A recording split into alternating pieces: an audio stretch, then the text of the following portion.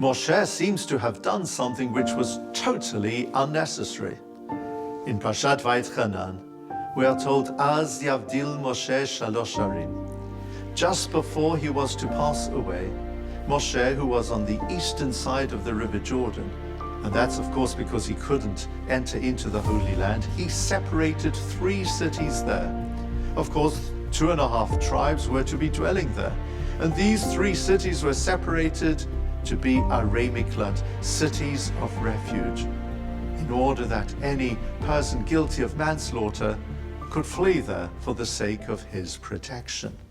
Now Moshe knew that these cities would only become active once 3 additional cities would be inaugurated for this purpose in the Holy Land itself, which would happen well after his death. So why did he do this? It was for no purpose whatsoever. The Kli Yakar explains that the key to understanding this is the very first word, Az. Az Yavdil Moshe. Then Moshe separated. He was inspired to do this because of something which had happened just before. So let's look at the previous verse.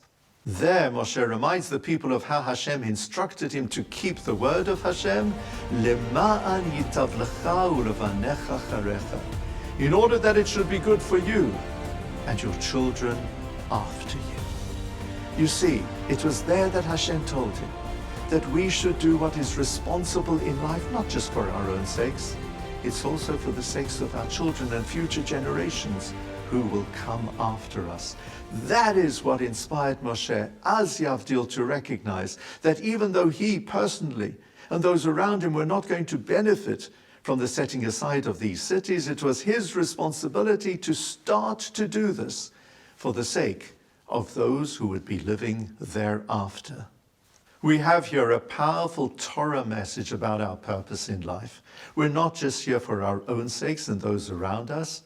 We are here to invest responsibly in the future of our earth. That is why Hashem said to us, L'ovda u'l'shomra, when placing man in this world, Hashem said, you must work in this world.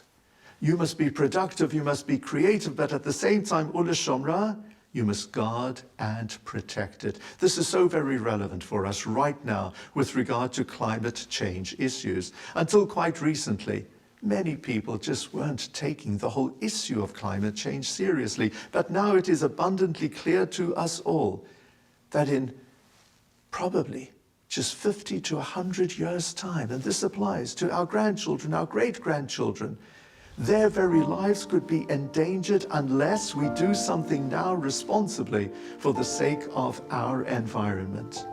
Let us therefore take a leaf out of the book of Moshe to guarantee that what we do now will be the right thing, not just for us, but also for the generations to come. Shabbat Shalom.